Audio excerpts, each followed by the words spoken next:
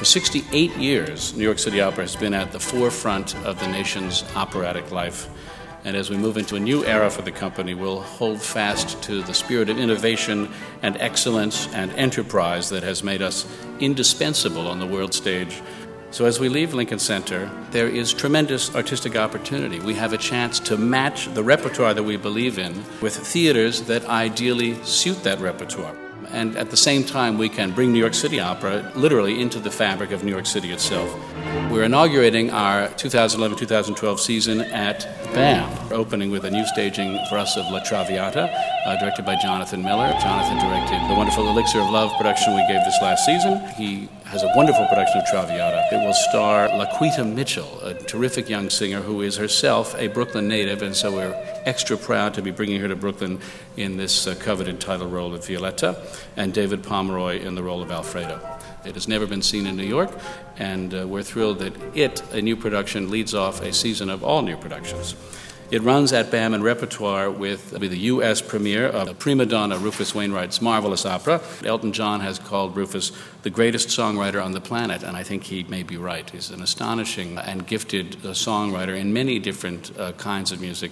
I saw the premiere of the opera in Manchester. It's a beautiful piece, directed here by Tim Albury, and the leading role, the prima donna herself, will be sung by the divine Melody Moore.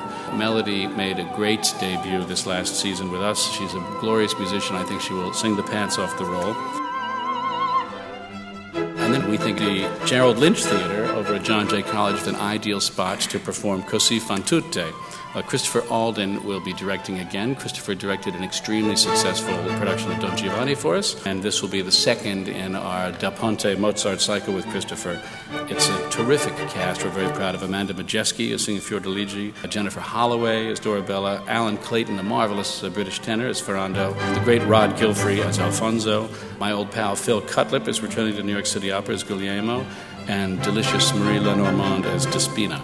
And to be able to see that cast act and sing at close range in a theater much closer to the size it was written for, which will be a very rare treat. And then finally, we'll be moving to El Museo del Barrio. It is one of the most beautiful theaters in New York. It's essentially untouched since it was built. It has Pogani, the great children's illustrator, murals on the wall. It was built as a theater for an orphanage. I say without apology, I think it is the acoustical equal of the great Academy of Arts and Letters Theater, but it has a pit and a stage house. It is a remarkable and beautiful space and ideal for Baroque music.